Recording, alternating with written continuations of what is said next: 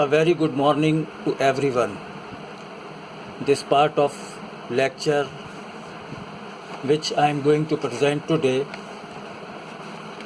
is the second assignment given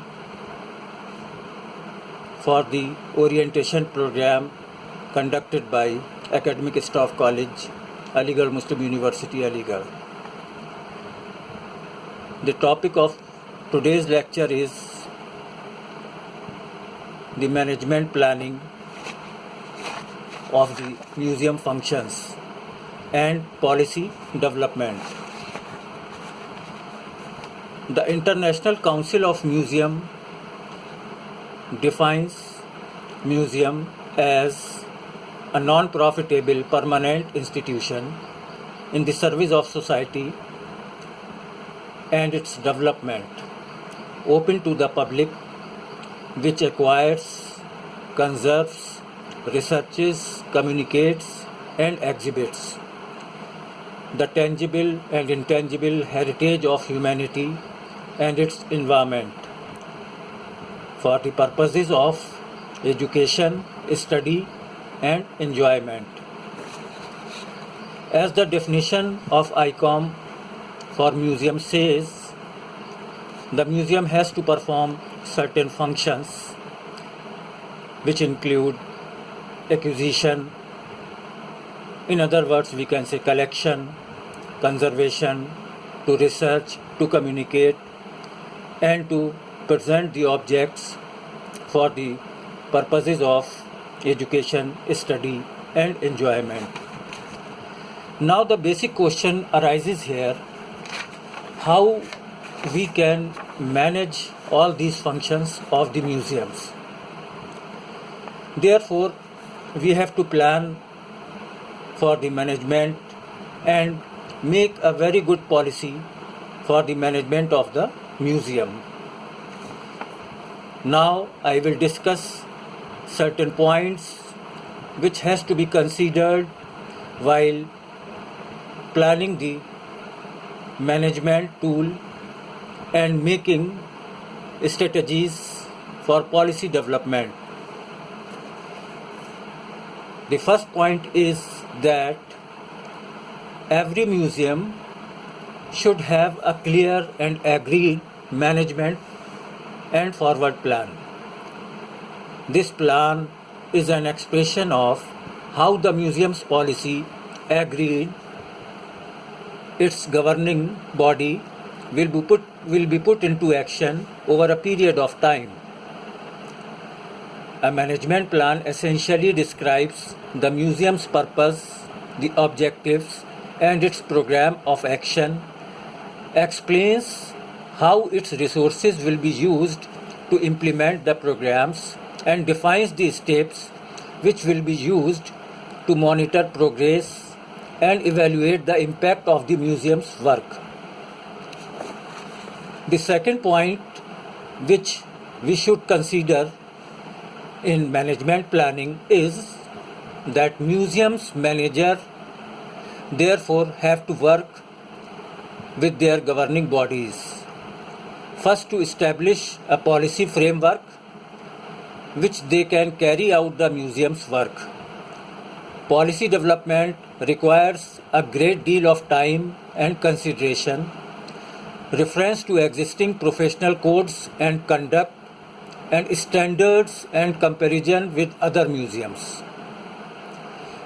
It must also cover all aspects museum's activities in the broader sense. Now, the next point which we should consider while making a planning for the museum. This point is that the museum's policy must follow from museum's formal constitution, which identifies its legal status, non-profit nature, and objectives. The constitution must be drawn up in accordance with the appropriate national laws relating to the museums. For example, for Natural History Collection, the Wildlife Protection Act, and for artifacts, Monument Act, Trove Act, and various acts given by the government time to time. The cultural and natural heritage and non-profit institutions. The fifth point is that the governing body of the museum must publish a clear statement of number 1, the museum's purpose, policies and objectives, and number 2, the role and composition of governing body itself. The next point which we should consider is that it should also confirm that it recognizes its professional obligations towards its collections in terms of their safeguarding and safekeeping, its building in terms of their care and maintenance, its staff in terms of their well-being and development, its users or its visitors in terms of their education and safety. The next point which we should keep in mind is that the policy development should cover the following key areas of museum's operation. The first area is the purpose of the museum. Many museums define their role through a mission statement, which is an expression of their primary purpose. The next point we should consider collection and disposal of collection with due reference to professional and legal requirements. Care and security of collections. Research. The museum research include many types of research that can be carried out in the museum. That should be a collection research, education research, management research, various other research related to evaluation and interpretation. The communications. The communication including all forms of communication with the public, exhibitions, displays, inquiries, educational services, marketing, etc. The next point we should consider is access and accessibility. This is very important from the management point of view while planning and making forward plan, that we should consider the visitors' access and accessibility in every part of the museum, especially challenged person or disabled persons. The next point is finance and accounting procedures. Everything is directly or indirectly related to the finance and accounting. So we should make a very clear planning for the finances of the museum. The next point which we should consider is staff training and development. A very good staff of the museum is always helpful in various ways. So, as a manager of the museum, we should consider all the problems of the museum staff and always make a planning for their development. In-service training and if there is some changes in the collection, how we maintain this collection, we should train our staff all the time. Care and maintenance of the building. The next point is conformity with relevant national and international laws. Whatever planning we consider in the forward plan or management planning, that should be with the conformity of national and international laws related to the museum. It should never violate any laws, whether it is national or international. At the end, I would say that a general policy statement of this type should be formally reviewed every 3 or every 5 years. The museum should, however, maintain a policy manual so that in the intervening period, any new policy decisions by the governing body can be incorporated in due course. Another very important aspect which is now considering in India, but it was earlier considered by various museum professionals in the West, is marketing. But now question arises that museum is a non-profitable institution, so why we consider marketing as a function of the museum?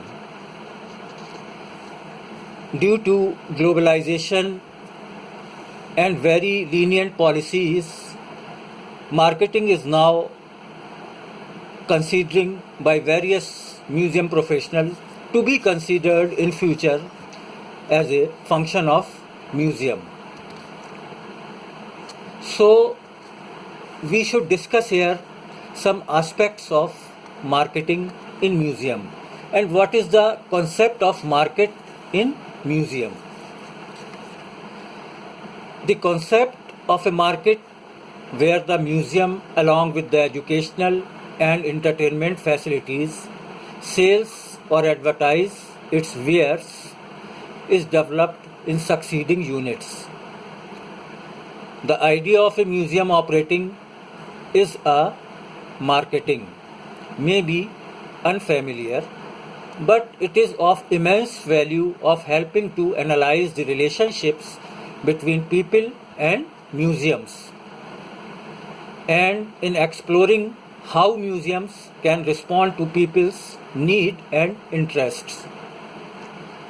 Operating within a market means being competitive, providing products and services which the public want and are prepared for them. At present, the greatest challenge facing museums is to recognize that museums are for people and that their future depends on developing and promoting themselves to meet the identified needs of the market.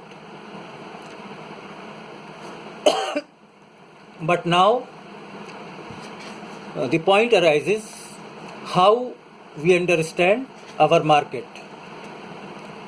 In this regard, it is to state that a market can be thought of as the social and economic context within which a museum operates. All museums operate within a market. The market will vary from place to place, country to country. Understanding the nature and composition of your market is of paramount importance for success. Researching your market will help you to determine whether your museum is offering the right type of services or not, at the right location, at the right time and at the right level. Market research is also necessary whether you are starting up and developing a new museum or managing an existing one.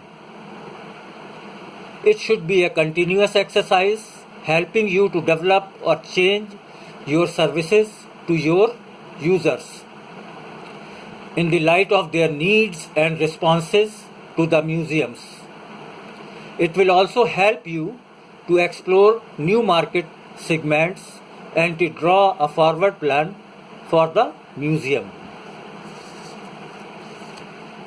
People use museums to meet all kinds of needs. Some are straightforward, such as information, somewhere to meet their friends, somewhere to take visitors or children on holiday. Defining the services and range of benefits available will help you to understand your market more accurately. Ask yourself the following question: what business is my museum in? What overall product or service is it providing? Does it stand out in the marketplace? Is it accessible in terms of location and price? Do people know about it? How do they know about it? Do they speak well about it? Are they satisfied? Then identify the range and quality of services offered to your users and what benefits beyond its services the museum is providing its users in response to their needs and expectations. Museum research can be done in various ways. We can plan museum research. The main task in museum research is to identify people who need the services and benefits which your museum is offering. In practice, there is not one huge uniform market of users, but a collection of many smaller groupings. Thus, the market can be divided into various small segments, each of which represents a target market for the museum. There are many ways of dividing or segmenting your market. They include the following: age. People of different ages have different needs, and the museum will need to cater for a range of age groups. How can your museum cater for different age groups successfully? This is the question. The next criteria is sex. Many people visit museums in family or social groups. Is your museum able to cater equally for men and women? Income. Different income groups have different spending power. Will your museum target specific groups or aim to appeal to all? Education. The level of education of your users may well define the approach you take to exhibitions and displays, events and activities. How your museum cater for different level of educational attainments? Will your users have literacy difficulties, and how can these be overcome?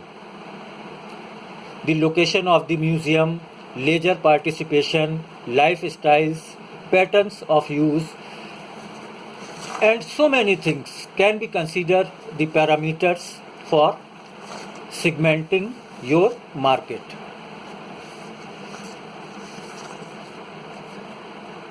Market surveys on people who do not use museums as well as users can also help to pinpoint the reasons why people do not visit your museum. The essence of museum marketing is that we should consider visitors and we should consider visitors, their needs and expectations towards museum, and change our strategies, our collection, our timings, our overall functioning as per the requirement of the visitors. To understand the requirements, needs and expectations of the visitors, we have to conduct various surveys, researches, either inside the museum or outside the museum. Then only we will be able to offer better services to our visitors at the right level, right time and right direction. Thank you very much for attending my lecture. Thank you very much.